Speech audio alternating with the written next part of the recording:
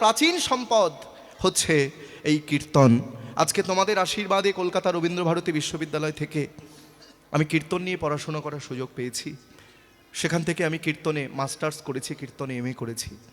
যে কীর্তন তোমরা আজকে শুনতে এসেছো এখানে, রবীন্দ্রনাথ ঠাকুরকে যখন বলা হলো যে আমাদের জাতীয় সঙ্গীত লেখার জন্য, আস্তে কথা বলো না, তখন রবীন্দ্রনাথ আমাদের জন্য যে জাতীয় সঙ্গীতটি লিখলেন আমরা সবাই গাই। স্কুলে গিয়ে প্রথমেই জাতীয় সঙ্গীতের মাধ্যমে আমরা স্কুলের পড়াশুনো শুরু করি। আমি পুরোটা গাইব না, শেষেরটুকু তোমাদের শুধু বলে দেব। শেষে আমরা কি গাই বাবা?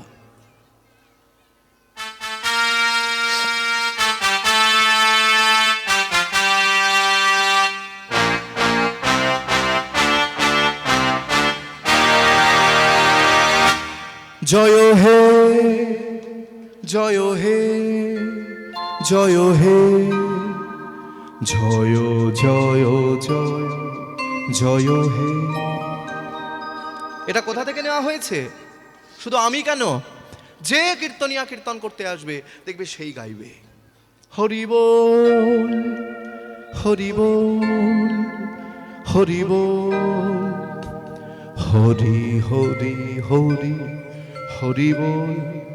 রবীন্দ্রনাথ ঠাকুর বলেছিলেন সব থেকে শ্রেষ্ঠ সঙ্গীত হচ্ছে কীর্তন। সেই জন্য তিনি সাহিত্য, উপন্যাস, গীতাঞ্জলি, মহাকাব্য লিখেছেন, তার সঙ্গে তিনি কীর্তনও লিখে গিয়েছেন। সখী ভাবনা কাহারে বলে, সখী যাতনা কাহারে বলে, তোমরা যে বলো দিবস রজনী, ভালোবাসা ভালোবাসা সখী ভালোবাসা কারে কয়, সে কি কেবলি যাতনাময়, সে কি কেবলি চোখের জল, সে কি কেবলি দুঃখের শ্বাস, লোকে তবে করে কি সুখের তরে এমন দুঃখের আশ। দুঃখ না পেলে কখনো ভগবানকে লাভ করা যাবে না, চোখের জল না ফেললে কখনো ভগবানকে লাভ করা যাবে না। 3 ঘন্টা কীর্তন শুনলাম, সেবা করে বাড়ি চলে গেলাম, হবে না। চোখের জলে ভগবানকে ডাকতে হবে। আমার চোখে তো সকলি শোভা, সকলি মহিম, সকলি বিমান, সুনীল আকাশ, শ্যামল কানন, বিষাদ জোছনা, কুসুম কোমল, সকলি আমারই মতো। তারা কেবলি হাসে, কেবলি গায়, হাসিয়া খেলিয়া মরিতে চায়, না জানে রোদন, না জানে বেদন, না জানে সাধের যাতনা যতন। ভাবনা কাহারে বলে, সখী যাতনা কাহারে বলে, তোমরা যে বলো দিবস রজনী, ভালোবাসা ভালোবাসা সখী ভালোবাসা কারে কয়, সে কি কেবলি যাতনাময়। তা সুদামা ভগবানকে এত ভালোবাসে কেন বাবা? আস্তে কথা বলুন না। সুদামা ভগবানকে এত ভালোবাসে কেন? এই সুদামা পূর্বজন্মে ছিল রাজা ভরত, কৌশল্যার ছেলে রাম আর কৈকেয়ীর ছেলে ভরত। শুনে না, ছোট্ট করে বলে দিচ্ছি। যখন রামচন্দ্রের রাজ্যাভিষেক হবে, তোমরা জানো যে রাজা দশরথের 3 জন স্ত্রী, খুব ভালো মতন আমরা তাকে চিনি। কি কি নাম? কৌশল্যা, কৈকেয়ী আর সুমিত্রা। তা আমরা সবাই জানি যে মা কৈকেয়ী খুব খারাপ মানুষ ছিলেন। মা কৈকেয়ী এত খারাপ মানুষ ছিলেন যে মা কৈকেয়ীর জন্য রামচন্দ্র 14 বছর বনবাসে গিয়েছেন। তার যারা এই কথাটা ভাবো তারা কিন্তু ভুল ভাবো মায়েরা। মা কৈকেয়ী খারাপ মানুষ ছিলেন না। তিনি দশরথকে 2 বার প্রাণে বাঁচিয়েছিলেন। একবার একটি অসুরের সঙ্গে যুদ্ধ করে রাজা দশরথের সমস্ত দেহ ক্ষতবিক্ষত হয়ে গেল। কবিরাজ বলল 5 মিনিট অন্তর ওষুধ দিতে হবে, না হলে দশরথ প্রাণে বাঁচবে না। কে পারবে এই কঠিন কাজ করতে? মা কৈকেয়ী বলেছিলেন আমি পারবো। তিনি 5 মিনিট অন্তর ওষুধ দিয়ে দশরথকে প্রাণে সুস্থ করে তুললেন। তখন দশরথ বললেন, কৈকেয়ী তুমি আমার কাছে কিছু চাও, তুমি আমাকে সুস্থ করে তুললে, আমি তোমায় কিছু দিতে চাই। স্বামী, আমার কর্তব্য আপনাকে সেবা করা, তার বিনিময়ে আপনার কাছে আমার কিচ্ছু চাওয়ার নাই। যদি আমার কোনোদিন কিছু দরকার হয় আমি আপনার কাছ থেকে চেয়ে নেব। আর একবার প্রাণে বাঁচিয়েছিল বাবা। এই আঙুলের মধ্যে একটা ফোড়া হয়েছিল দশরথের, কিছুতেই সেই ফোড়াটা কিন্তু ফাটছিল না। কবিরাজ বললেন কোনো ওষুধে কিন্তু ফোড়াটা ফাটবে না। ফাটবে কি করে? কেউ যদি, কোনো রমণী যদি ওই ফোড়াটাকে মুখের মধ্যে নিয়ে গরম লালা লাগাতে পারে তাহলে হয়তো ফোড়াটা ফেটে যেতে পারে। কিন্তু সাবধান, ফোড়াটার নাম বিষ ফোড়া। যে মুখের মধ্যে নেবে তার মুখের মধ্যে যদি ফোড়াটা ফেটে যায় সে কিন্তু প্রাণেও মারা যেতে পারে। কইকেয়ী বলেছিলেন আমি মরি মরি, তাতে আমার কোনো দুঃখ নাই, কিন্তু আমার কর্তব্য আমার স্বামীকে আমার সেবা করা, সুস্থ করে তোলা। কইকেয়ী কি করলেন? ওই ফোড়াটা মুখের মধ্যে নিলেন আর গরম লালা লাগার সঙ্গে সঙ্গে ফোড়াটা ফেটে গেল। আরও একবার প্রাণে বাঁচালো। দশরথ বলল কইকেয়ী আরও একবার তুমি আমাকে প্রাণে বাঁচালে, বলো বলো তোমার কি চাই? তুমি যা চাইবে আমি তোমায় তাই দেব। স্বামী আমার কিচ্ছু চাওয়ার নাই, না চাইতে আপনি আমাকে অনেক কিছু দিয়েছেন। যদি আমার কোনোদিন কিছু দরকার হয় আমি আপনার কাছ থেকে চেয়ে নেব। এই কথাটা আড়াল থেকে শুনেছিল কে মায়েরা? মন্থরা। যখন রামচন্দ্রের রাজ্যাভিষেক হবে, রাম যখন রাজা হবে, অযোধ্যায় কি আনন্দ, সবাই আনন্দ করছে। কইকেয়ী আনন্দ করছে। মন্থরা এসে বলে কইকেয়ী তোমার আনন্দ কেন? বলে রাম তো আমারও ছেলে, আমি রামের সৎমা হতে পারি, কিন্তু রাম তো আমাকেও ভালোবাসে। কইকেয়ী তুমি ভুলে যেও না, তুমি কিন্তু রামের সৎমা। কালকে যখন রাম রাজা হবে তোমাকে ঘাড় ধাক্কা দিয়ে রাজবাড়ি থেকে বের করে দেবে। হ্যাঁ, এটা তো আমি ভেবে দেখিনি। এখনো সময় আছে, এখনো সময় আছে, আমি বলে দিচ্ছি। তুমি চেয়ে নাও, তোমার দুটি বর পাওনা বাকি আছে। কি করে চাইবো? সবাই আনন্দ করছে, তুমি কাঁদতে শুরু করো। সবাই আনন্দ করছে মা, আর মা কইকেয়ী ঘরের দরজা বন্ধ করে ঘর অন্ধকার করে চিৎকার করে কাঁদছে। দশরথ এসে বলে কইকেয়ী আজ আনন্দের দিনে, কালকে আমার রাম রাজা হবে সকালবেলা, আর তুমি আনন্দের দিনে তোমার চোখে জল, তুমি কাঁদছো, কি হয়েছে? স্বামী আপনার কাছে আমি কোনোদিন কিছু চাইনি, আজকে যদি আপনার কাছে আমি কিছু চাই আপনি আমাকে দেবেন? বলো বলো কইকেয়ী, সোনা দানা টাকা পয়সা মণি মুক্তা হীরা কি চাই বলো? স্বামী আপনার কাছে আমার সোনা দানা টাকা পয়সা মণি মুক্তা হীরা চাই না, দুটো জিনিস চাইবো, বেশি নয়। কি চাই? আমার প্রথম বর রামচন্দ্র 14 বছরের জন্য বনবাসে যাবে, আর দ্বিতীয়বার আমার ছেলে ভরত রাজা হবে। কইকেয়ী তুমি কেমন মা? কইকেয়ী তুমি কেমন মা? তুমি মা হয়ে এমন কথা বলতে পারলে? স্বামী এছাড়া আপনার কাছে আমার কিছু চাওয়ার নয়, আপনি আমায় কথা দিয়েছিলেন আমি যা চাইবো আপনি আমাকে তাই দেবেন। বেশ, রাম আমার বড় ছেলে, তার কাছে না শুনে আমি তোমায় বলতে পারবো না। রামচন্দ্রকে ডেকে আনানো হলো। রামচন্দ্র এসে বলছেন পিতা রাম, তুমি আমার বড় ছেলে, আমি চাই কালকে সকালবেলা তুমি আমার সোনার সিংহাসনে বসো, কিন্তু তোমার এই সৎ মা, তোমার সৎ মা চায় কালকে তুমি সকালবেলা 14 বছরের জন্য বনবাসে চলে যাও। আমি যদি ঘরে কথা না রাখতে পারি তাহলে বাইরে কি করে কথা রাখবো? এই অযোধ্যার রাজা আমি। রামচন্দ্র বলেছিলেন পিতৃ আদেশ আমি যদি পালন না করতে পারি তাহলে আমি কোনো পুত্র নই। এই বলে রামচন্দ্র নিজের রাজত্ব ছেড়ে শুধুমাত্র পিতৃ আদেশ পালনের জন্য 14 বছরের জন্য বনবাসে চলে গেল। মায়েরা কথা বলো না, আস্তে শুনে নাও। ভরত কিন্তু বাড়িতে ছিল না, ভরত ছিল মামার বাড়ি। সেই সুযোগটা কাজে লাগালো মন্থরা। যখন ভরত মামার বাড়িতে রয়েছে আর রাম রাম বলতে বলতে যখন দশরথ প্রাণে মারা গেল, রামচন্দ্র বনবাসে চলে গেল, দশরথ মারা গেল, ভরতকে মামার বাড়ি থেকে বাড়িতে আনানো হলো। বাড়িতে এসে দেখছেন ভরত যে সোনার অযোধ্যাপুরী শ্মশানে পরিণত হয়ে গিয়েছে। কারোর মুখে কোনো কথা নাই, সবাই চিৎকার করে কাঁদছে। হ্যাঁ গো তোমরা কাঁদছো কেন? কি হয়েছে? তোমরা আমায় খুলে বলো তোমরা কাঁদছো কেন? রাম, ভরত, আজকে অযোধ্যার এই অবস্থার জন্য দায়ী হচ্ছে একমাত্র তোমার মা। ও মায়েরা, মা কিন্তু শুধু হলেই হবে না। তোমাদের প্রথমেই বলেছিলাম যে শুধু প্রসব করলেই হয় না মাতা, যদি না বোঝে সন্তানের ব্যথা। ভরত মায়ের কাছে গিয়ে বলে মা তুমি হতে পারো আমার মা, আমি তোমাকে কোনোদিন অসম্মান করতে পারবো না, কারণ তুমি আমার জন্মদাত্রী মা, তুমি আমাকে জন্ম দিয়েছ। তবে একটি কথা, বাবা মা যদি কোনো অন্যায় করে, বাবা মা যদি কোনো পাপ করে, সেই পাপের প্রায়শ্চিত্ত কিন্তু তার সন্তানকে করতে হয়। কি গো মায়েরা, তুমি করেছ অন্যায়, আর সেই পাপের প্রায়শ্চিত্ত আমি করব। তবে একটি কথা মা, আমি তোমার ছেলে ভরত, আমি আজকে সবার সামনে দাঁড়িয়ে চিৎকার করে বলছি, আমি তোমাকে ক্ষমা করে দিলেও এই ভারতবর্ষের ইতিহাস তোমায় কোনোদিন ক্ষমা করবে না, কোনোদিন ক্ষমা করবে না, কোনোদিন ক্ষমা করবে না। আমি যাচ্ছি বনে আমার দাদাকে ফিরিয়ে আনতে। এই বলে ভরত চলে গেল বনে রামচন্দ্রকে ফিরিয়ে আনতে। বনের মধ্যে গিয়ে বলে, দাদা তুমি একটিবার ফিরে চলো। বাবা রামচন্দ্র বলে, ওরে ভরত তুই কেমন ভাই রে, দাদা যদি সম্পত্তি ছেড়ে চলে যায় ভাইয়ের মনে খুব আনন্দ হয়। কি গো বাবা, হয় কিনা বলো?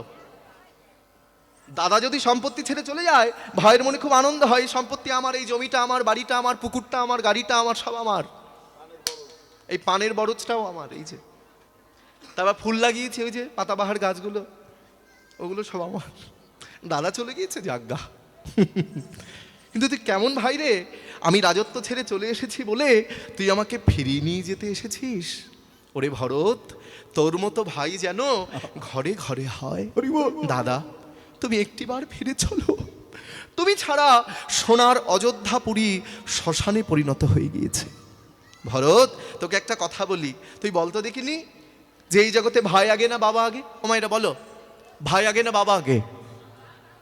বাহ, তোমরা এত কীর্তন শোনো, আমি বুঝতে পারছি। বাবা আগে, ভাই পরে। বাবা যদি না থাকতো আমরা ভাইকে পেতাম? আর বাবার জন্য তো ভাইকে পেয়েছি। আমি পিতৃ আদেশ পালনের জন্য বনবাসে এসেছি। আমি যদি ফিরে চলে যাই তাহলে ভারতবর্ষের ইতিহাসে বড় বড় করে লেখা থাকবে আমার নাম। না, আমি ফিরে যাব না। ফিরে যাব কোন দিন যাব? যেদিন 14 বছর পূর্ণ হয়ে যাবে। ভরত কেমন ছিল দেখে নাও। বলে, দাদা তুমি যদি না যাবে, তোমার জন্য আমি 2টি চরণ পাদুকা এনেছি, এই পাদুকায় তুমি চরণ দাও। রামচন্দ্র সেই পাদুকায় চরণ দিলেন, আর সেই পাদুকা নিয়ে গেল ভরত অযোধ্যায়।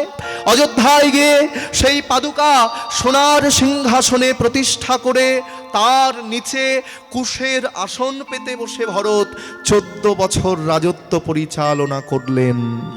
14 বছর পর বনবাস থেকে রামচন্দ্র যখন ঘরে ফিরে এলেন, ওই মনের আনন্দে সবাই বলছে, রঘুপতি রাঘব রাজা রাম পতিত পাবন সীতারাম। বলো, রঘুপতি রাঘব রাজা পতিত পাবন সীতারাম।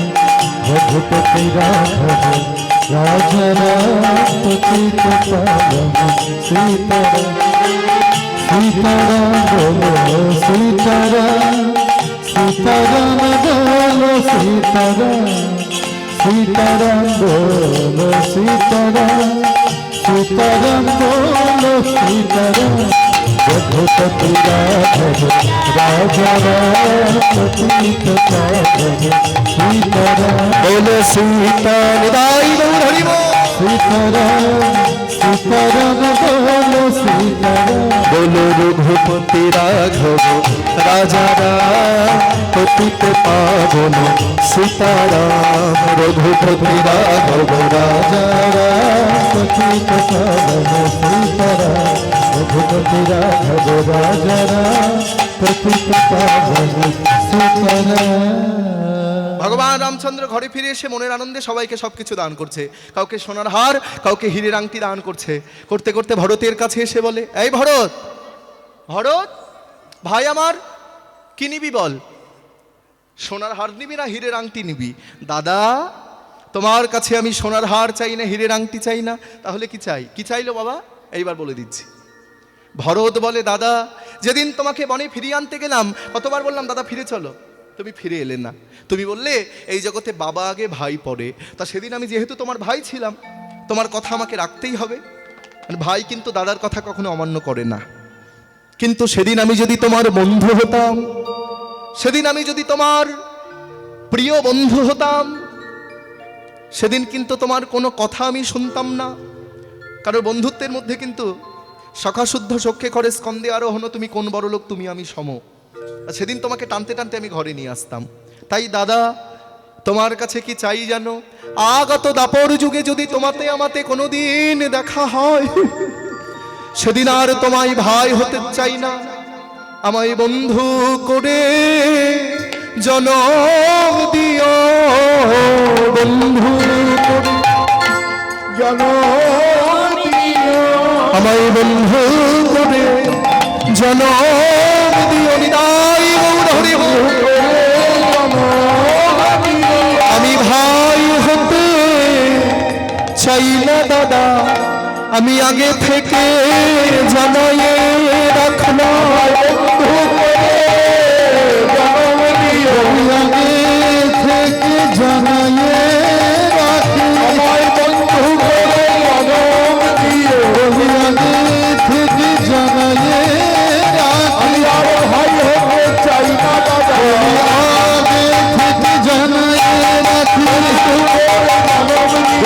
আগে থেকে জানাই রাখি, বন্ধু করে জনম, আমার বন্ধু করে জনম দিয়া। বেশ ভরত, আগত দাপর যুগে তুই হবি আমার প্রিয় বন্ধু। তোর নাম হবে কি? সুদামা। সেই জন্য সুদামা কিন্তু গোবিন্দকে এত ভালোবাসে। বোঝাতে পারলাম মায়েরা? এই জন্য কীর্তনটা শুধু একটু বুঝলেই হবে। সবাই তো কীর্তন শুনতে যায় না, কেউ যায় কীর্তনিয়াকে দেখতে, কেউ যায় কীর্তনিয়া সরে ঘুমাতে, সেই খুঁটি খুঁজবে, খুঁটিতে বসে জয় নিতাই। আবার কেউ যায় কীর্তনের আসরে বাতাসা কুড়োতে, বাতাসা নিয়ে বাড়ি নিয়ে চলে যাবে। আর একটা কথা বলছি, রাগ করো না, কেউ যায় কীর্তনের আসরে জুতো চুরি করতে। হ্যাঁ, আমার 10 জোড়া জুতো হারিয়েছে, ওই জন্য জুতো এখন আসরে এনে ভালো করে আলোতে রেখে দিই। আমাকে একজন বুদ্ধি শিখিয়ে দিয়েছে, দুটো জুতো এক জায়গায় রাখবেন, একটা রাখবে এর নিচে, স্টেজের নিচে, আরেকটা রাখবে দূরে, তাহলে। আচ্ছা, এখানে একটু মাঝে মধ্যে একটু মায়েদের সব ঘুম ঘুম ভাব দেখতে পাচ্ছি, চুপ করে বসে আছে। এখানে কারো সুগার টুগার আছে নাকি? আছে? সুগার নেই? আমার বাবার আছে। আমার বাবা কিন্তু আজকে অনেকগুলো মিষ্টি খেয়ে নিয়েছে, সুগার তাই কি? আর বাবা কি করে জানো? বাড়িতে বলে চিনি চিনি ছাড়া চা দাও, আবার কীর্তনে এসে বড় বড় রসগোল্লা খেয়ে নেয়। আচ্ছা, যদি কারো সুগার টুগার থাকে, আমি দুটো ব্যায়াম শিখিয়ে দেবো, জীবনেও সুগার হবে না। দেবো মা? আমি গ্যারান্টি দিয়ে বলছি, জীবনেও সুগার হবে না। তাহলে তাকাও আমার দিকে। প্রথম ব্যায়াম, তোমার সামনে যখন রসগোল্লা আসবে, তোমার সামনে যখন সন্দেশ আসবে, তোমার সামনে যখন আলুর দম আসবে, ভাত আসবে, তখন তুমি এই ব্যায়াম করবে। এই যে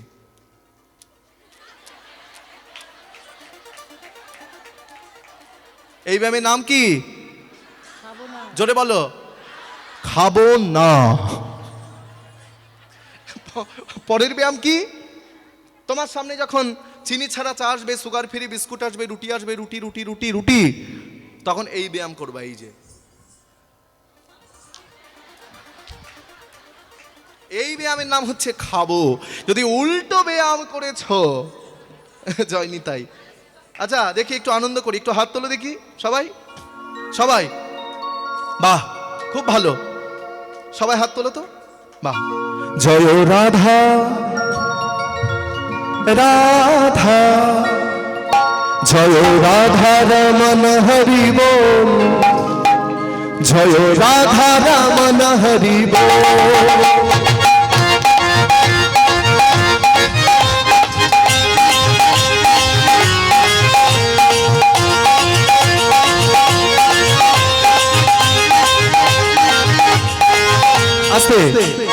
যে মায়েরা এক মনে বসে কীর্তন শুনছে, তারা আমার মাসিমা, কাকিমা, ঠাকুমা, দিদিমা, পিসিমা, জেঠিমা, বড় মা।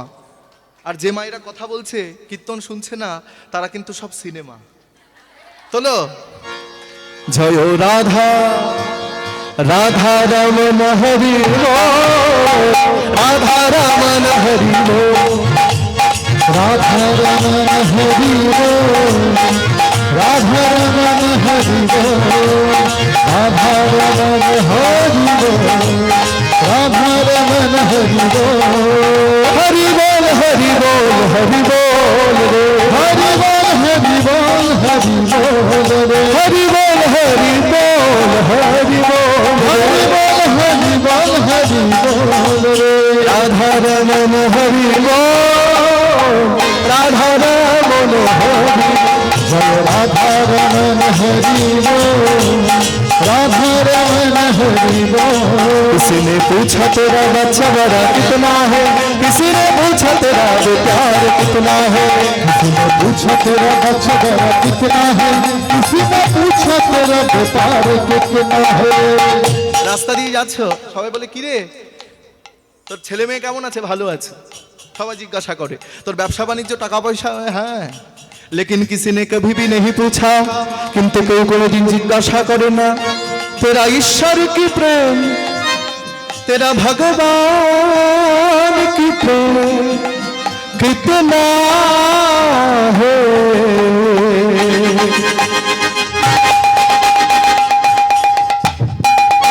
আমি একটা ব্যায়াম শিখিয়ে দেবো, জীবনে ওর ডাক্তার বাড়ি যেতে হবে না। সবাই হাত তোলো, সবাই তোলো, পুরো পুরো পুরো একদম পুরো সবাই যারা দাঁড়িয়ে আছো তোলো। দেখাচ্ছে কিন্তু সবাই করবে।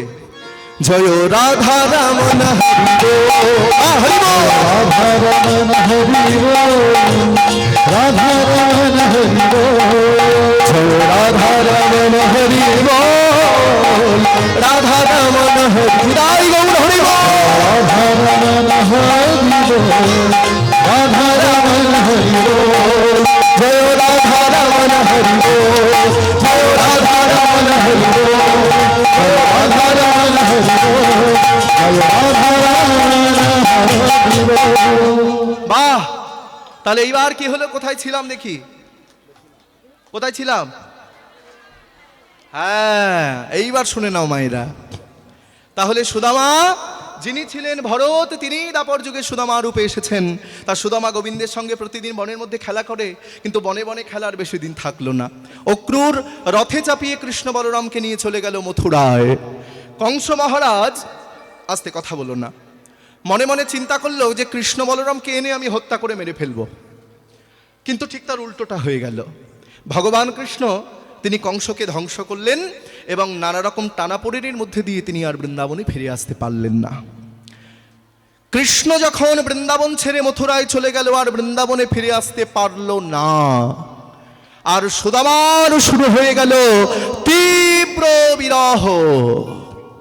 দেখো বাবা, আমার একটা প্রিয় বন্ধু আছে যার সঙ্গে প্রতিদিন আমি কথা বলি, প্রতিদিন দেখা করি, প্রতিদিন বাজারে ঘুরতে যাই।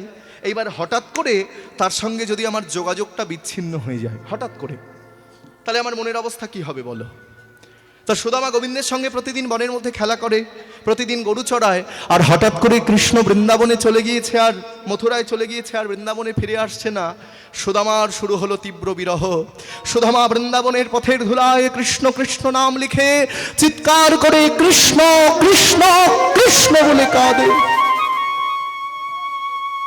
মথুরা থেকে যদি একটা গরু আসে, সেই গরুটার গলা জড়িয়ে ধরে বলে, ওরে গরু, ওরে গরু, তুই বলতে পারিস আমার ভাই কানাই কোথায়? গরুর সঙ্গে কে কথা বলে? যার মাথা খারাপ হয়ে যায়। মুটুক মহারাজ মনে মনে চিন্তা করে দেখলো, আমার একমাত্র ছেলে সুদামা, আমার চোখের সামনে আমার ছেলেটা মাথা খারাপ হয়ে যাচ্ছে, আমি বাবা হয়ে কি করে সহ্য করব? মুটুক মহারাজ তলে তলে খবর নিয়ে জানতে পারলো যে বসুদেব নাকি বিদ্যা অর্জনের জন্য কৃষ্ণ বলরামকে পাঠিয়েছেন তৎকালীন সময়ের সব থেকে বড় বিশ্ববিদ্যালয়, যার নাম শান্তিপুনি মুনির বিশ্ববিদ্যালয়। এখন যেমন অনেক বিশ্ববিদ্যালয় আছে বাবা, কলকাতা বিশ্ববিদ্যালয়, রবীন্দ্র ভারতী বিশ্ববিদ্যালয়, যাদবপুর বিশ্ববিদ্যালয়, অনেক বিশ্ববিদ্যালয় রয়েছে, কিন্তু সেই সময় ভারতবর্ষের বুকে উজ্জয়িনীতে একটি মাত্র বিশ্ববিদ্যালয় ছিল, যার নাম শান্তিপুনি মুনির বিশ্ববিদ্যালয়, এবং যেখান থেকে কৃষ্ণ বলরাম লেখাপড়া করেছে। এগুলো জানতে হবে। এবং যার কাছে লেখাপড়া শিখেছেন তার নাম কি? শান্তিপুনি মুনি। তা মুটুক মহারাজ মানে সুদামার বাবা মনে মনে চিন্তা করলো যে আমি যদি আমার সুদামাকে সেখানে ভর্তি করে দিই, তাহলে কৃষ্ণের সঙ্গে দেখা হয়ে যাবে, আর আমার সুদামার মাথাটাও ঠিক হয়ে যাবে, আমার ছেলে পণ্ডিত হয়ে ঘরে আসবে। এইবার সুদামাকে ভর্তি করে দিল সেই গুরুদেবের আশ্রমে।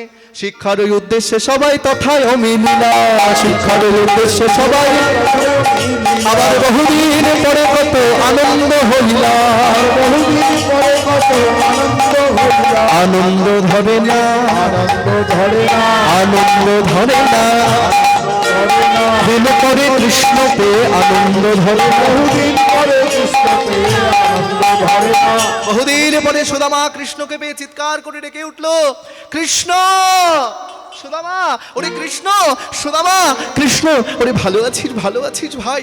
আয় ভাই আমার বুকে আয়। এই বলে সুদামা কৃষ্ণকে জড়িয়ে ধরেছে, কৃষ্ণ সুদামাকে জড়িয়ে ধরেছে। থাম থাম, ওই দেখ আমাদের গুরুমশাই আসছেন। শান্তিপুনি মুনি এসে বলছেন, শোনো, আমার বিশ্ববিদ্যালয়ে তোমাদেরকে স্বাগতম জানাই। আজকে ক্লাসের প্রথম দিন, আজকে আমরা প্রথমে একটু পরিচয় পর্বটা সেরে নেব। আস্তে শোনো, বলি তো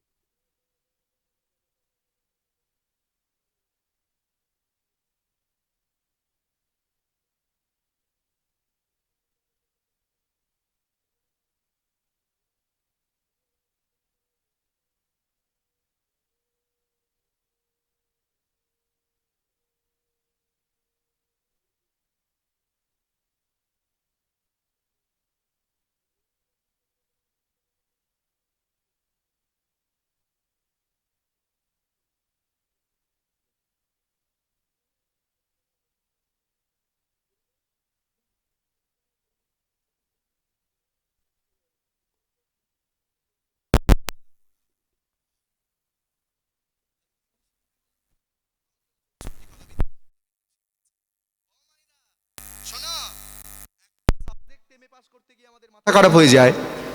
আর ভগবান কৃষ্ণ সেই সময় 64টা সাবজেক্টে 64টা বিষয়ে এমএ পাস। একবার ভেবে দেখো। আচ্ছা, ওই ওই ওই একদম সবার পেছনে যে বসে আছো, কি নাম তোমার? আমার নাম সুদামা। বাহ সুদামা, তুমি আমার বিশ্ববিদ্যালয়ে কোন বিদ্যা লাভ করতে চাও? গুরুদেব, আমি আপনার বিশ্ববিদ্যালয়ে বেদ বিদ্যা লাভ করতে চাই। শোনো, বেদ বিদ্যা শিখতে গেলে কোনোদিন কিন্তু মিথ্যা কথা বলা যাবে না, সব সময় সত্য কথা বলতে হবে। এখন যেমন স্কুলে গিয়ে আমরা কোনো কাজ করি না, সেই সময়, অনেক আগের কথা বলছি বাবা, ভগবান কৃষ্ণের আমলে সেই সময় কিন্তু স্কুলে গিয়ে বা বিদ্যালয়ে গিয়ে বিদ্যালয়ের সমস্ত কাজও কিন্তু করে দিতে হতো। তা গুরুদেব বলছেন, তোমাদের গুরুমা বলছিলেন জ্বালানির কাঠ নাকি ফুরিয়ে গিয়েছে। কৃষ্ণ শোনো, আমি তোমার উপরে দায়িত্ব দেব, তুমি কি জ্বালানির কাঠ এনে দিতে পারবে বন থেকে? কৃষ্ণ বলে, গুরুদেব আপনি চিন্তা করবেন না। এই সুদামা, এদিকে আয়, শুধু বসে থাকবে, শোন শিগগিরই আয়, চল আমরা আর একটু জ্বালানির কাঠ নিয়ে আসি। এই বলে কৃষ্ণ আর সুদামা দুইজন গিয়েছেন জঙ্গলে জ্বালানির কাঠ সংগ্রহ করতে। কিন্তু মায়েরা সেই সময় কালো মেঘে আকাশ ঢেকে গেল, শুরু হলো প্রবল ঝড়, বৃষ্টি, বজ্রপাত।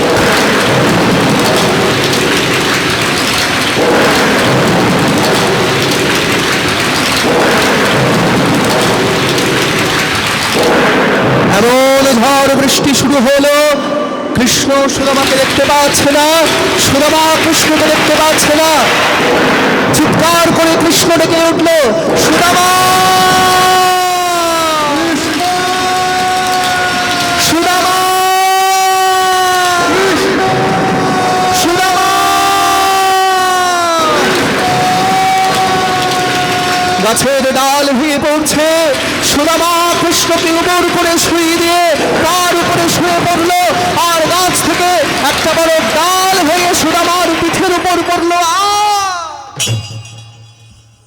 ওরে কানাই, আমার ক্ষতি হয় হোক, আমি তোর কোনো ক্ষতি হতে দেব না ভাই। ভক্তমণ্ডলী, ভক্তিমতী মায়েরা, তোমাদের কাছে একটা প্রশ্ন জাগতে পারে যে যিনি ভগবান কৃষ্ণ, তিনি তো ইচ্ছা করলে গাছের ডালটাকে আটকে দিতে পারতো। সুদামার ব্যথা লাগলো, কষ্ট হলো, তা কৃষ্ণ করলো না কেন? বলে ভাই, কৃষ্ণ শুধু গাছের ডাল কেন, কৃষ্ণ ইচ্ছা করলে ওই গোটা ঝড় বৃষ্টিটাকে আটকে দিতে পারতো, কিন্তু করলো না কেন জানো? সুদামার কাছে কৃষ্ণ কিন্তু ভগবান নয় বাবা, সুদামার কাছে কৃষ্ণ হচ্ছে বন্ধু। এখানে যদি গাছের ডালকে আটকে দেয়, তাহলে সেই বন্ধুত্বের জায়গাটা কিন্তু আর থাকবে না। সারা রাত্রি সুদামা কৃষ্ণকে আগলে ধরে রাখলো, ঝড় বৃষ্টি থেমে গেল, গুরুদেব জঙ্গলের মধ্যে প্রবেশ করে বলছেন, এ কি কৃষ্ণ, সুদামা, তোমাদের কোনো ক্ষতি হয়নি তো? তোমাদেরকে বনে পাঠিয়ে আমি সারা রাত্রি ঘুমাতে পারিনি। কৃষ্ণ বলে, গুরুদেব, সুদামা আমাকে সারা রাত্রি বুকে করে আগলে রেখেছি, সুদামা আমার কোনো ক্ষতি হতে দেয়নি গুরুদেব। কৃষ্ণ, সুদামা তোমায় কত ভালোবাসে তুমি বুঝতে পারলে তো? তা সুদামা তোমাকে যে উপকার করলো, তুমিও যদি একদিন পারো, যদি তোমার সম্ভব হয়, তুমিও কিন্তু একদিনও সুদামাকে উপকার করে দিও। হরি বল। এবার গুরুদেবের আশ্রমে সবার শিক্ষা সম্পন্ন হলো। এখন যেমন এমএ পাস করলে একটা সার্টিফিকেট দেওয়া হয়, তখনকার দিনে পাগড়ি পরিয়ে দেওয়া হতো। বলরামের মাথায় পরিয়ে দেওয়া হলো ধনুর্বিদ্যার পাগড়ি, সুদামার মাথায় পরিয়ে দেওয়া হলো বেদ বিদ্যার পাগড়ি। আর যে কিনা ফার্স্ট ক্লাস ফার্স্ট হয়েছে, যেমন আমি হয়েছিলাম রবীন্দ্র ভারতী থেকে, কীর্তনে এমএ করে তোমাদের আশীর্বাদে রবীন্দ্র ভারতী বিশ্ববিদ্যালয় থেকে আমি কীর্তন সাবজেক্টেই ফার্স্ট ক্লাস ফার্স্ট হয়েছি। রাজ্যপাল আমাকে পুরস্কৃত করেছে। এটা আমার অহংকার নয়, এটা তোমাদের মতো ভক্তদের আশীর্বাদ। হরি বল। এবং আমার কীর্তন শিক্ষাগুরু হচ্ছেন আমার বাবা শ্রী সচিনন্দন সরকার। আমাদের 3 পুরুষ কীর্তন। আমার দাদু কীর্তন করতেন রাধারমন দাস, তারপরে আমার বাবা, তারপরে আমি। আজকে তোমাদের আশীর্বাদে শুধু বাংলা নয়, শুধু ভারতবর্ষ নয়, আমি ভারতবর্ষের বাইরে আউট অফ ইন্ডিয়াতেও কীর্তন করতে গিয়েছি। আমি কিছুদিন আগে গিয়েছিলাম লন্ডন, মানে ইংল্যান্ড। কলকাতা থেকে 14 ঘন্টা প্লেনে করে গিয়েছিলাম বাবা, যেখানে কেউ বাংলায় কথা বলতে পারে না, যাদের প্রধান ভাষা হচ্ছে ইংরেজি, মানে যারা ইংরেজ, সেই ইংরেজের মাটিতে গিয়েছিলাম। ইংল্যান্ডের বিভিন্ন শহরে আমার কীর্তন ছিল, বার্মিংহাম, ম্যানচেস্টার, পোর্টসমাউথ, এমনকি স্কটল্যান্ড, যেখানে প্রচুর ঠান্ডা, বরফ পড়ে, স্নোফল হয়, সেই স্কটল্যান্ডের মাটিতে গিয়ে আমি কীর্তন গেয়ে এসেছি। আমার আনন্দটা কোথায় জানো? যারা মুখে কৃষ্ণ উচ্চারণ করতে পারে না বলে কৃষ্ণা, যারা রাম উচ্চারণ করতে পারে না বলে রামা। আজকে সেই ইংল্যান্ডের মাটিতে গিয়ে, স্কটল্যান্ডের মাটিতে গিয়ে, লন্ডনের মাটিতে গিয়ে আমি বাংলার নিতাই গৌরের নাম প্রচার করে এসেছি। হরি বল। তা তোমরা বাড়িতে বসে কেউ যদি আমার কীর্তন দেখতে চাও, এখন তো কোথাও যাওয়া লাগে না, একটা ইউটিউব ফোন ঘাটলেই, এখানে অনেক ইউটিউব হয়তো আজকে এসেছে, আমি জানি না ইউটিউব, আচ্ছা না সত্যি ওরা খুব ভালো। আমি তো বহু জায়গায় যাই, এবং যাদেরকে আমরা আজকে ইউটিউবের মাধ্যমে দেখতে পাই, যারা বিশাল বড় বড় কীর্তন সম্রাট, আজকে ইউটিউব না থাকলে কিন্তু আমরা কাউকে চিনতাম না, হয়তো গৌরগোপাল সরকারকেই তোমরা চিনতে না। তাই ইউটিউবের মাধ্যমে, ফোনের মাধ্যমে তোমরা দেখতে পাও আজকে ওরা এত কষ্ট করে, এই দেখো না কত দূর দূর থেকে হয়তো তারা ছুটে এসেছে। ওদেরকে কিন্তু আমরা চিনি না, আমরা কীর্তনিয়াদের চিনি, কিন্তু ওরা না থাকলে আমরা কীর্তনিয়াদের চিনতে পারতাম না। তা ওদের চ্যানেলটাকে তোমরা একটু সাবস্ক্রাইব করে দিও। আমি জানি না তোমাদের চ্যানেলের নামগুলো কি, একটু বলবে? আমি বলে দিচ্ছি তাহলে। হ্যাঁ, কৃষ্ণ নাম অমৃত কথা, বাহ, আরও আছে তো, তুমি আছো?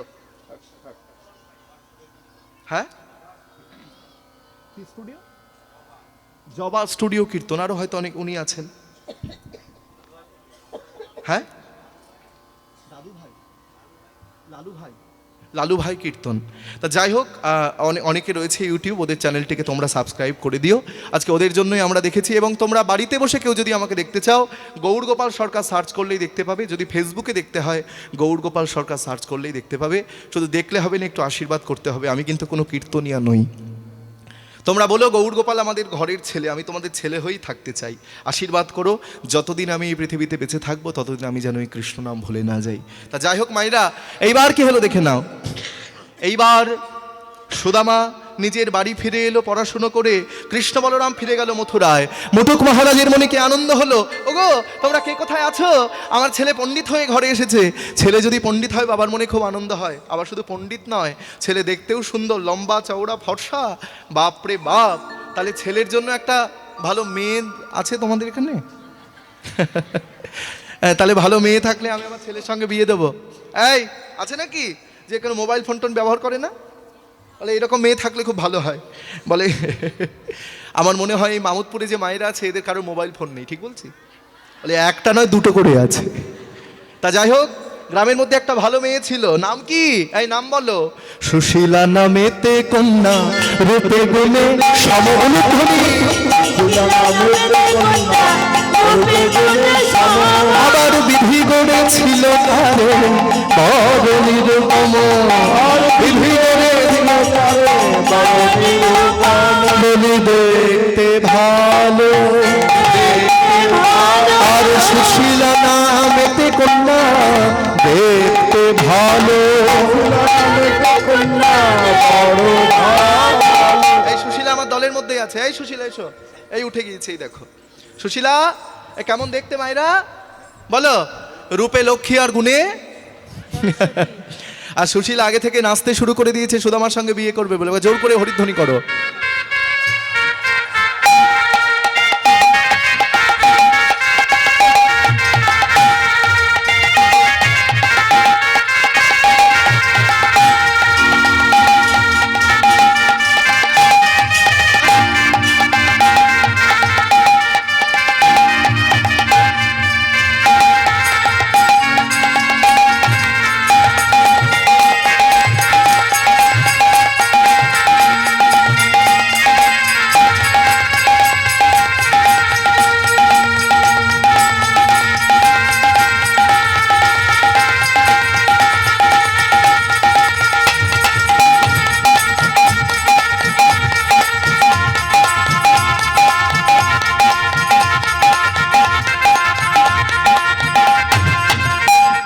পরিয়ে দিয়েছে। এসো এদিকে এসো।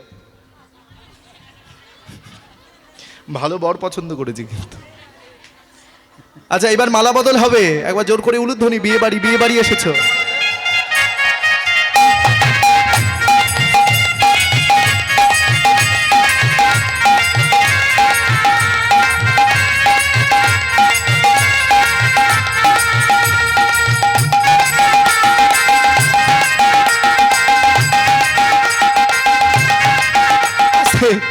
আমাদের বউ কিন্তু মডার্ন বউ, হাতে আবার ঘড়ি আছে, এই দেখো, আবার স্মার্ট ওয়াচ।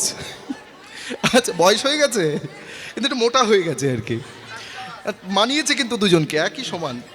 আচ্ছা এই মালা বদলের পরে এবার হবে শুভ দৃষ্টি। আর মায়েরা দেখো বিয়ে বাড়ি এসে চুপচাপ বসে আছে। উলুধ্বনি।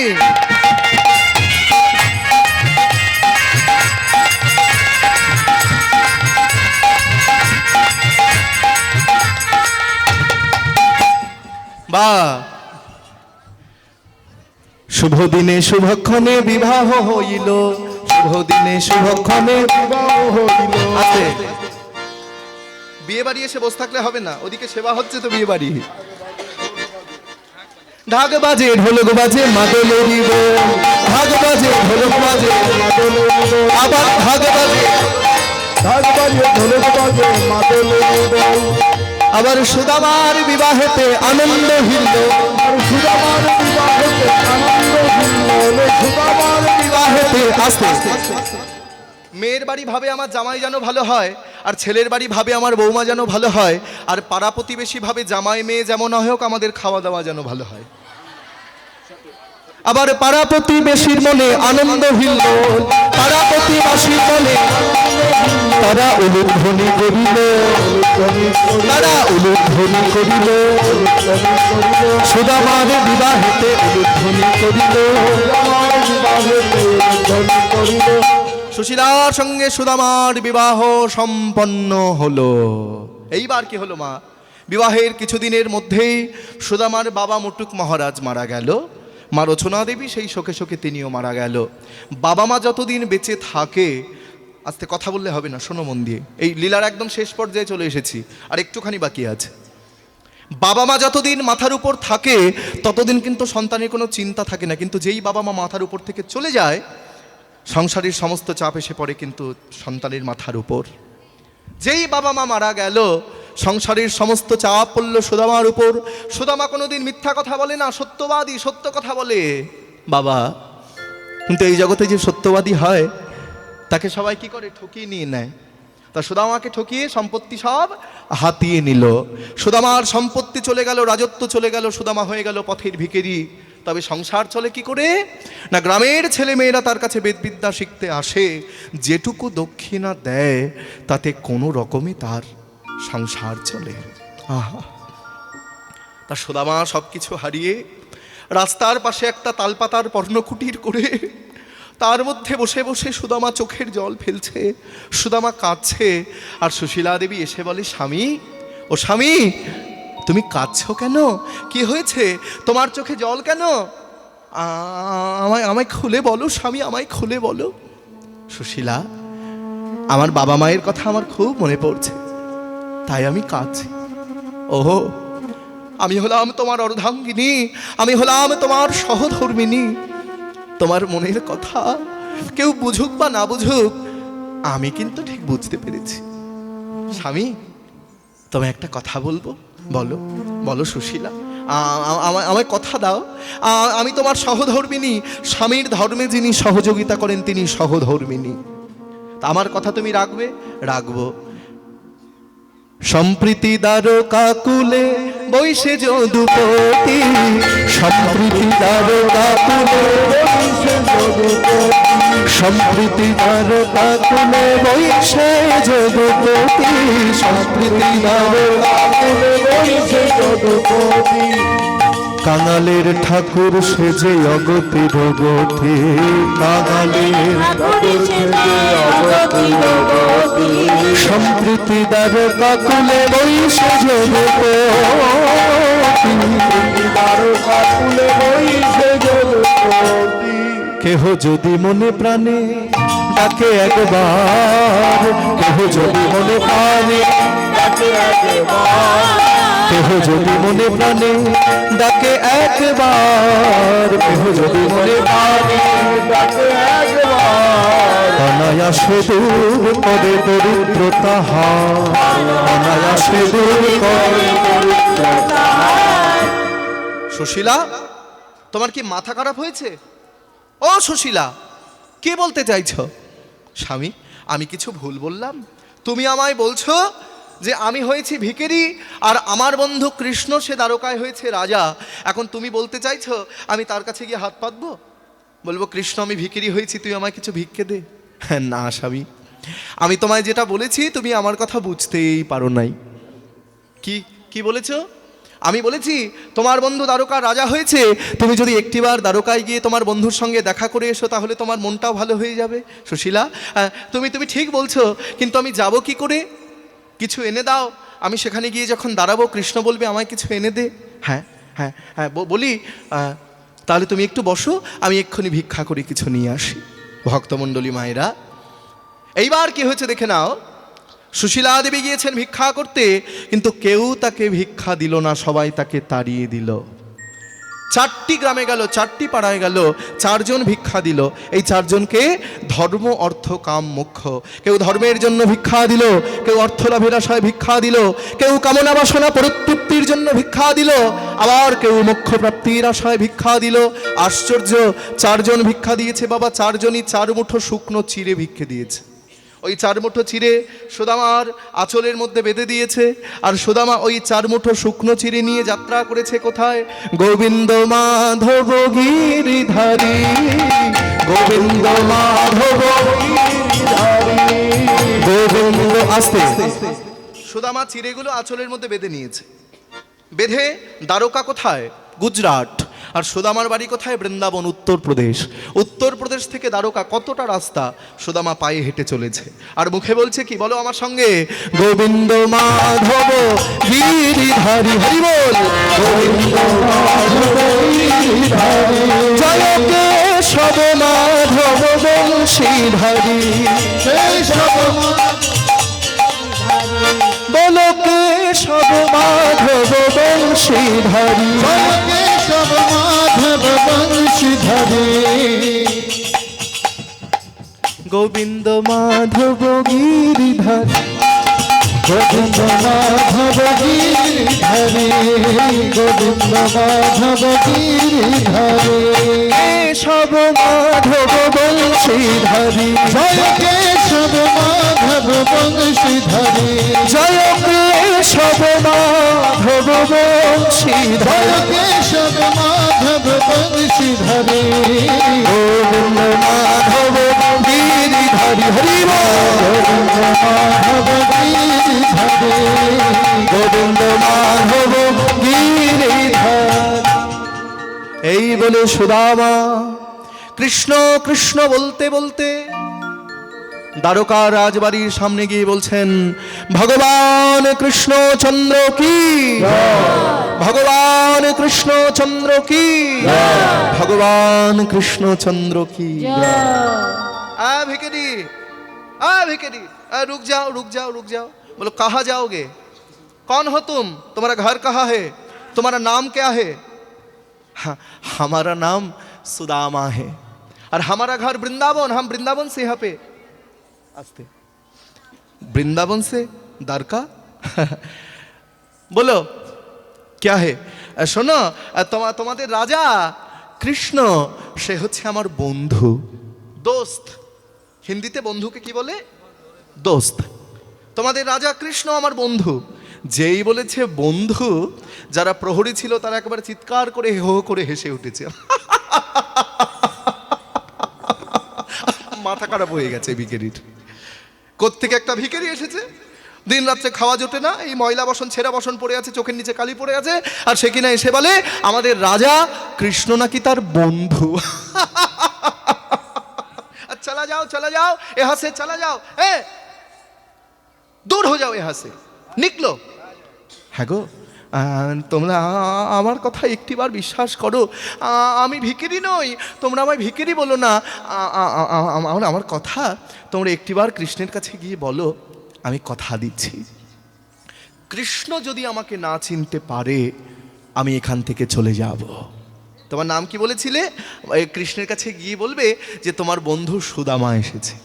এই শোনো, এখানে দাঁড়িয়ে থাকবে, একদম ভিতরে ঢোকার চেষ্টা করবে না। হ্যাঁ, আমি যাব, যতক্ষণ না আসবো এখানেই দাঁড়িয়ে থাকবে।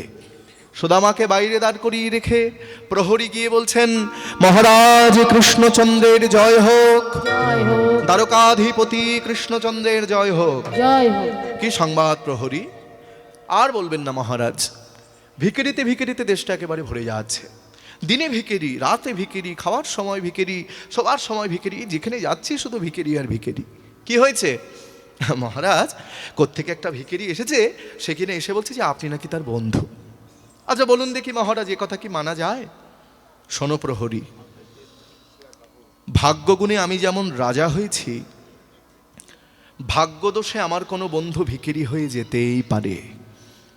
আমি আমার সব বন্ধুকে চিনি, আমার প্রত্যেকটি নাম ভালো করে মনে আছে। তা তুমি কি তার নামটা বলতে পারবে? হ্যাঁ হ্যাঁ মহারাজ বলতে পারবো। এই কি জানো, এই কি রে, কি যেন নাম বলেছিল, কি নাম যেন ভুলে গেছি রে। মনে পড়েছে মনে পড়েছে, সুদামা। যেই বলেছে সুদামা, ভগবান কৃষ্ণ কি আর সোনার সিংহাসনে বসে থাকতে? সোনার সিংহাসন ছেড়ে দিয়ে নিজের রাজমুকুটটা খুলে পড়ছে, সেদিকে ভগবানের লক্ষ্য নাই। বসনটা খুলে পড়ছে, সেদিকে ভগবানের লক্ষ্য নাই। রাজবাড়ি থেকে বেরিয়ে সুদামা সুদামা বলতে বলতে ছুটতে ছুটতে গিয়ে সুদামা সুদামা কাছে আয় ভাই, এই বলে ভগবান কৃষ্ণ সুদামাকে বক্ষে জড়িয়ে ধরেছে। ভালো আছিস? ভালো আছিস ভাই?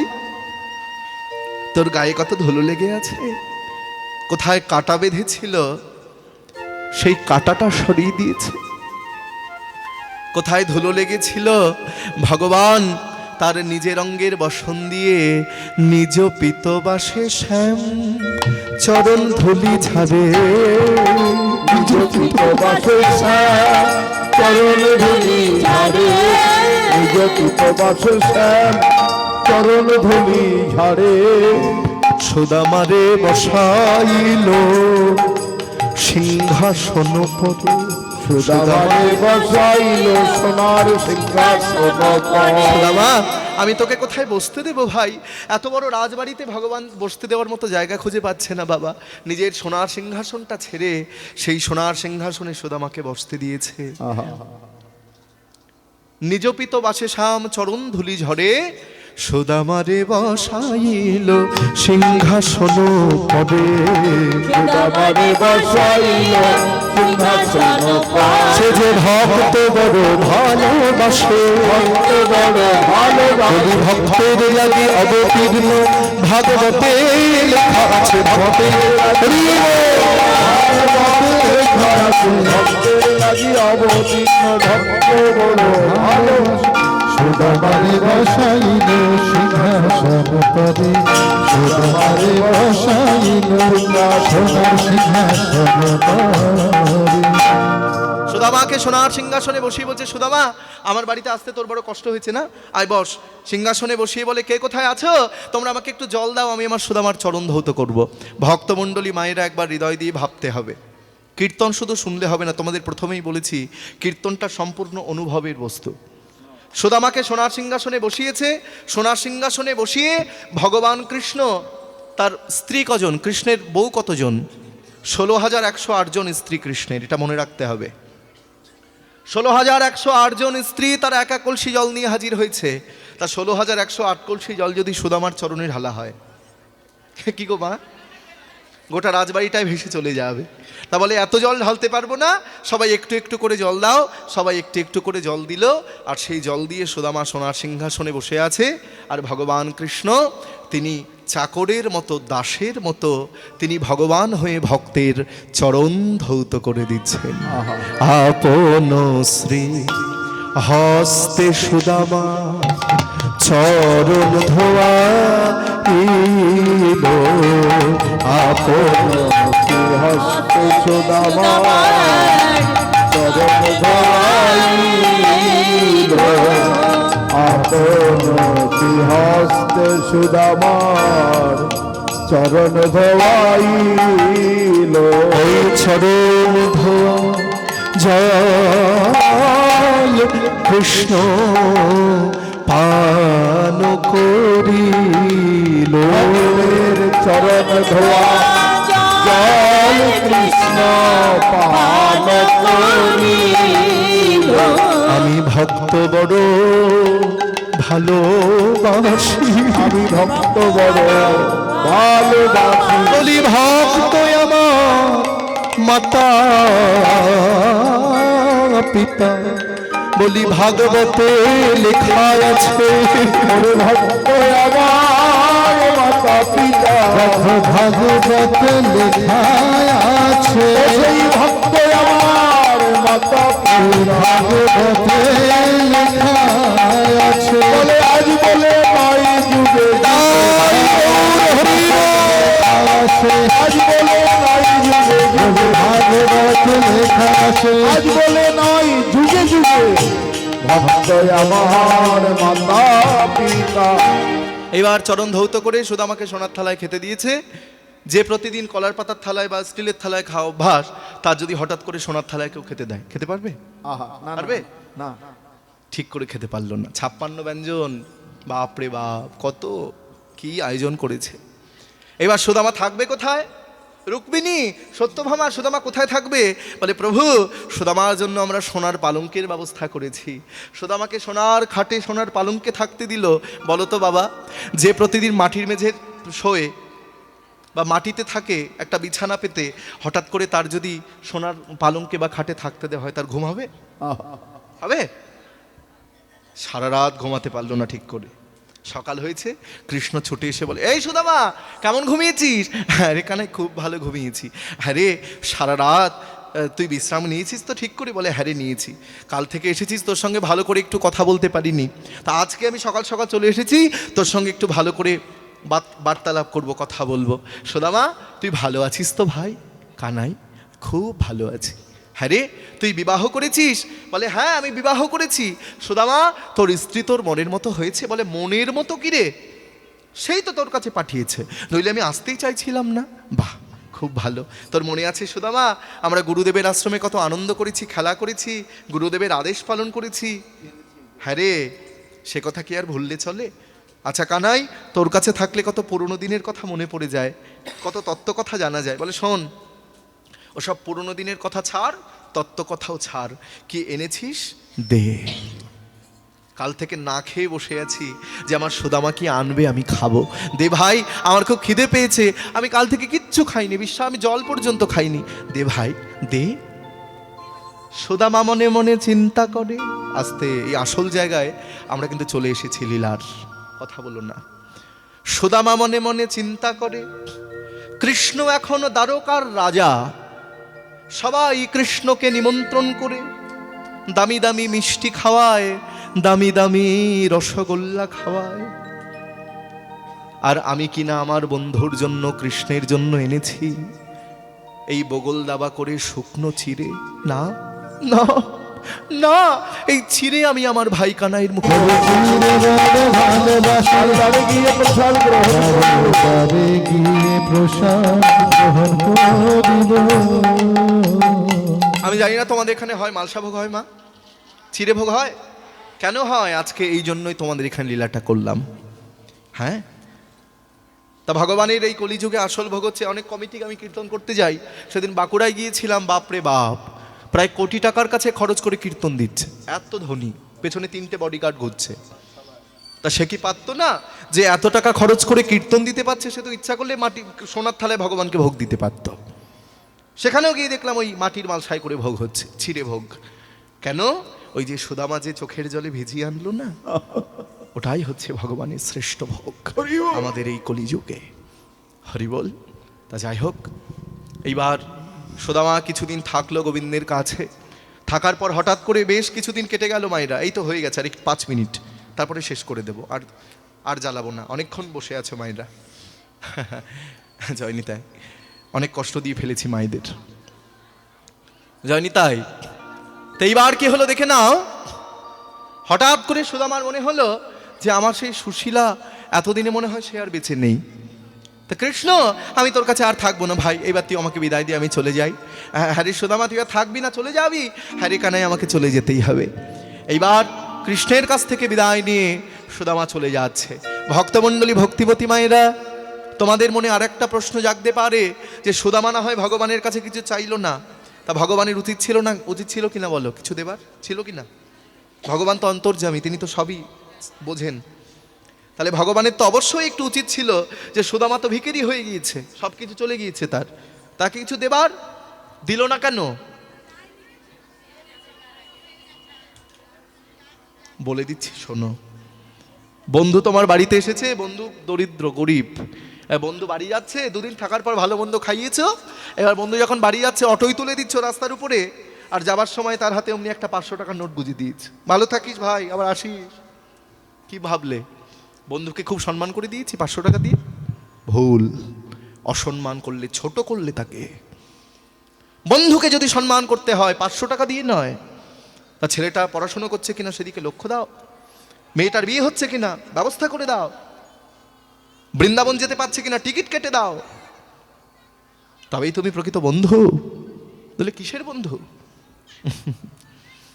আস্তে। ভগবান যেটা করেছে ঠিক করেছে। ভগবানের বিচারটা প্রথমেই বলেছি সূক্ষ্ম বিচার, এটা সাধারণ মানুষের মাথায় আসবে না। সুদামা এইবার কৃষ্ণের কাছ থেকে বিদায় নিয়ে দ্বারকা থেকে বৃন্দাবনী, যেখানে তার বাড়িটা ছিল রাস্তার পাশে একটা তালপাতার পর্ণকুটির, সুদামা এসে দেখছে সেখানে তালপাতার পর্ণকুটির নাই, সেখানে একটা বিশাল বড় রাজপ্রাসাদ তৈরি হয়ে গিয়েছে। কি ব্যাপার? হ্যাঁ, আমি ভুল দেখছি না তো? এ কি? আমার মনে আছে, আমার তো ভুল হবার কথা নয়, এইখানে আমার এই তালপাতার পর্ণকুটির ছিল। আমার মনে হয় কোনো রাজ্যের রাজা আমার তালপাতার পর্ণকুটি সরিয়ে দিয়ে এখানে তার রাজ্যের রাজধানী তৈরি করেছে। কিন্তু আমার সুশীলা, আমি কোথায় তাকে খুঁজে পাবো? সুদামা চোখের জল ফেলছে বাবা। সুদামা তো ব্রাহ্মণ বিপ্র, তো সুদামা চোখের জল ফেলছে।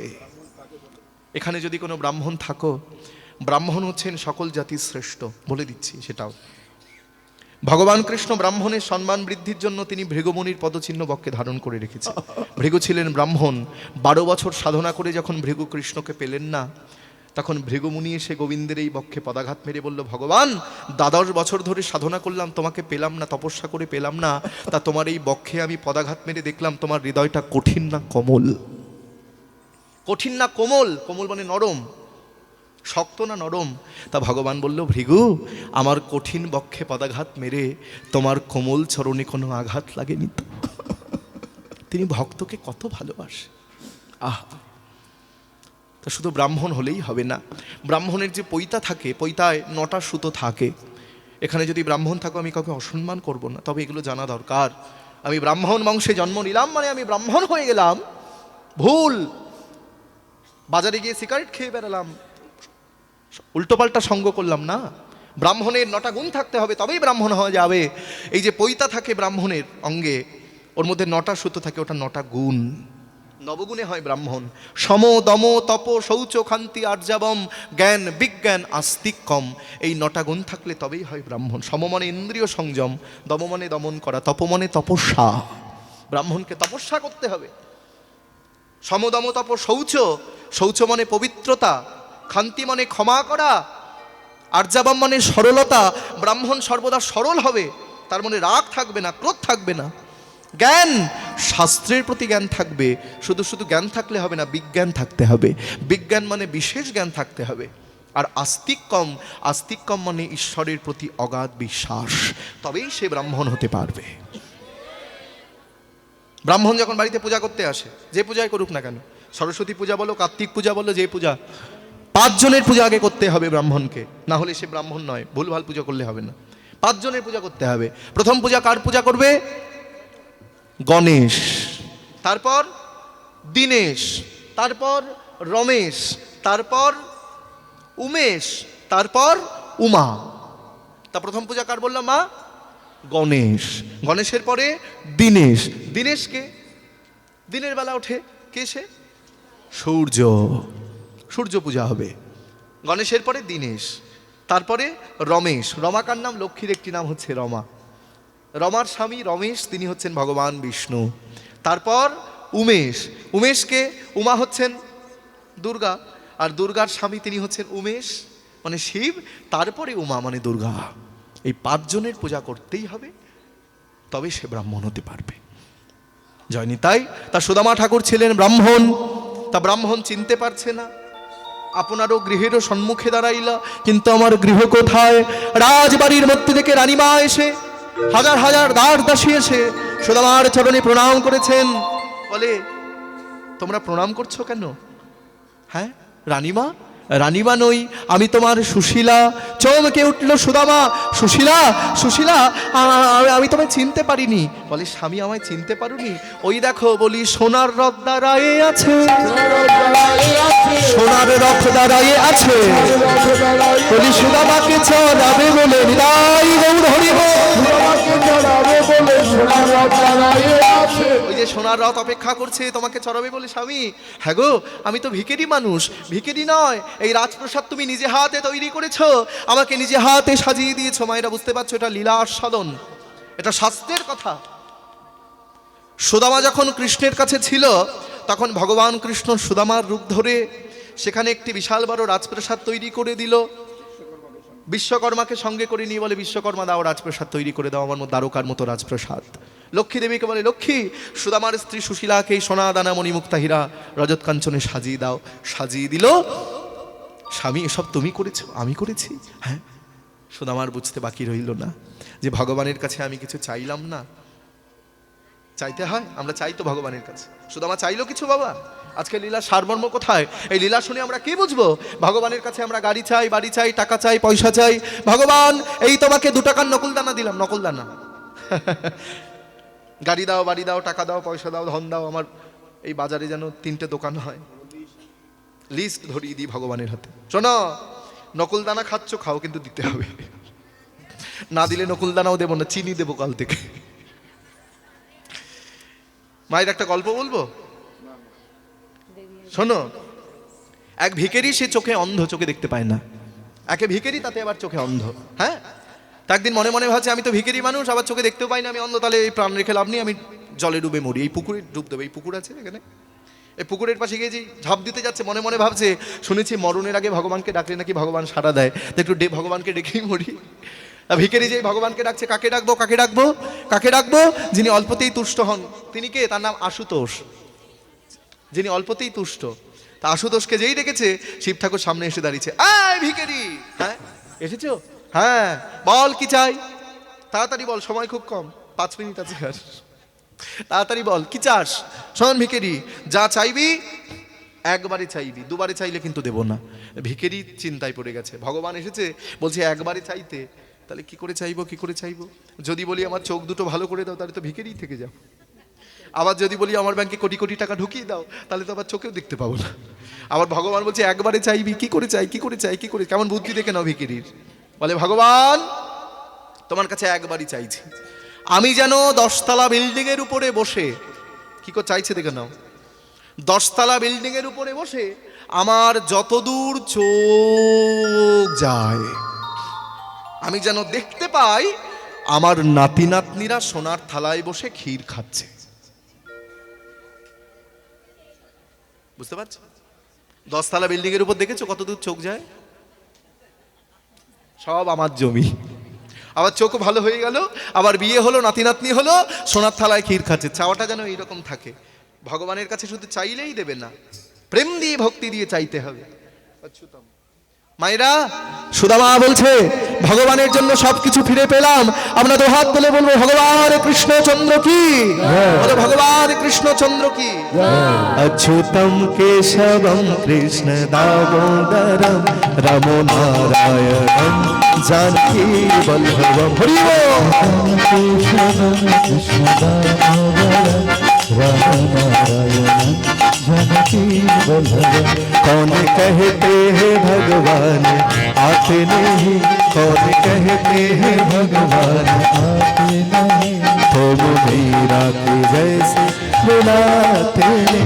अच्युतं केशवं कृष्ण दामोदरं राम नारायणं जानकी वल्लभं। कौन कहते हैं भगवान। এত জায়গায় কীর্তন করতে যায়, কিন্তু এইরকম মাইক আমি খুব কম জায়গায় দেখেছি। দারুণ সাউন্ড, সব ভালো মা, তোমাদের ভক্ত পরিবেশও ভালো, সাউন্ড ভালো, প্যান্ডেল ভালো, এত সুন্দর সাজানো, শুধু কীর্তনিয়াটাই ভালো নয়। বাহ, খুব ভালো সাউন্ড, খুব ভালো, খুব ভালো।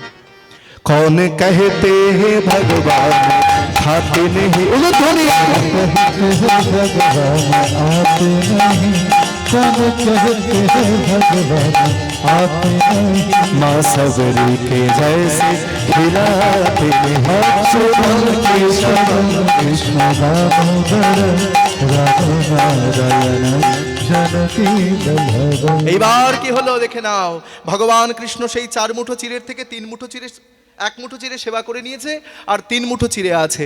রুক্মিণী দেবী এসে হাতটা চেপে ধরে বলে ভগবান আপনি আর সেবা করবেন না কেন? না আপনি প্রসাদ পাচ্ছেন, আমি কি পাবো না, বা আমরা কি পাবো না? হ্যাঁ, এইবার কি হলো দেখে নাও মায়েরা, রুক্মিণী দেবী সেই 3 মুঠো চিড়ে সবাইকে একটু একটু করে দান করছে। দেবর্ষি নারদ মুনি এসে বলে নারায়ণ নারায়ণ নারায়ণ নারায়ণ। আচ্ছা বলি কি হচ্ছে মা এখানে? বলে প্রসাদ দেওয়া হচ্ছে, আমাকে একটু দেবে না? বলে 3 মুঠো চিড়ে, তুমি হচ্ছে দেবতাদের ঋষি, একটুখানি আছে ভেঙে নাও, একটা গোটা চিড়ে নিলে হবে না।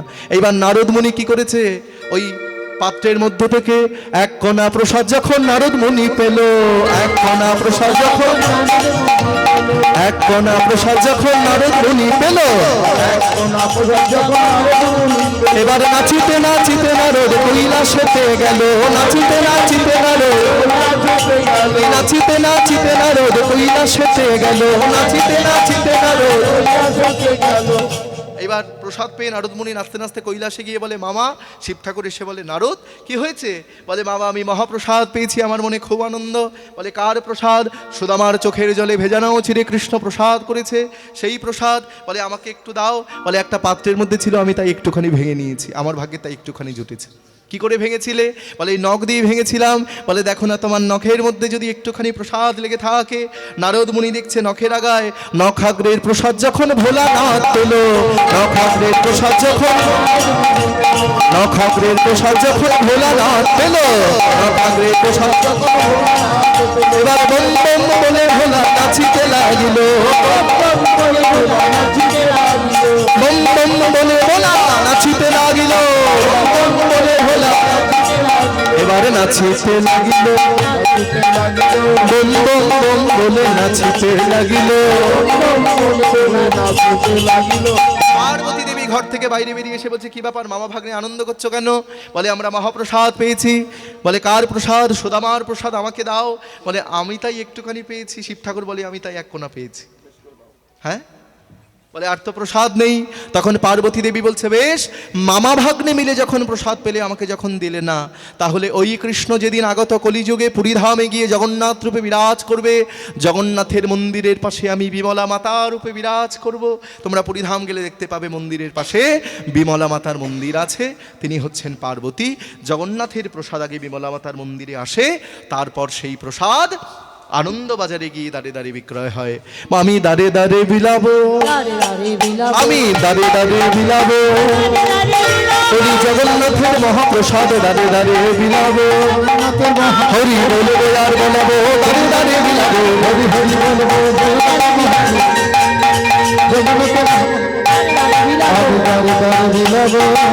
জয় বলো মহাপ্রসাদ কি জয়। নিতাই, যিনি ত্রেতা যুগে ছিলেন ভরত, দাপর যুগে যিনি ছিলেন সুদামা, আমাদের কলিযুগে তিনি হচ্ছেন সুন্দরানন্দ পণ্ডিত, যিনি জামরুল গাছে কদম ফুল ফুটিয়েছেন। কহে সুন্দরানন্দ বন্দি বড়বাসে ফুটল কদম্ব বৃক্ষ জাম্বিরের গাছে। ভক্ত আর ভগবানের মিলন হইল, ভক্ত আর ভগবানের মিলন হইল, প্রেমানন্দ সবাই মিলে হরি হরি বলো, সবাই মিলে হরি হরি হরি বল, হরি বল, হরি বল, হরি বল, নিতাই গৌর হরি বল, হরি বল, হরি বল। জয় নিতাই। আমাদের লীলা এখানেই বিশ্রাম দিলাম। সবাই মিলে হাত তুলে একসঙ্গে, সবাই হাত তোলো মায়েরা।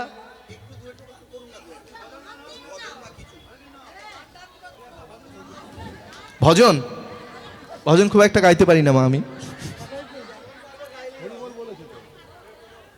আচ্ছা ঠিক আছে, গেয়ে দিচ্ছি, দুটো ভজন গেয়ে দিচ্ছি।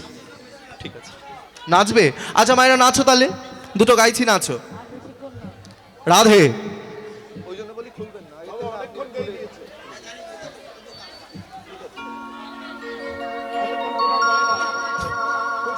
হরি নাম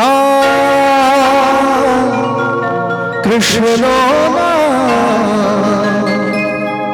গে হরি নাম। সবাই মিলে একসঙ্গে হাত তুলে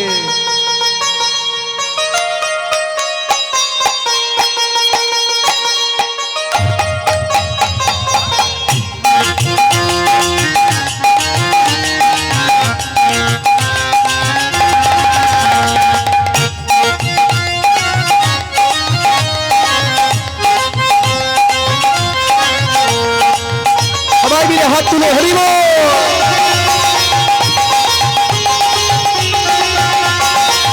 হরি নাম কৃষ্ণ গে যায় ও বিরা, হরি নাম কৃষ্ণ গে যায় ও বিরা, হরি নাম কৃষ্ণ গে যায় ও বিরা, হরি নাম কৃষ্ণ গে যায়।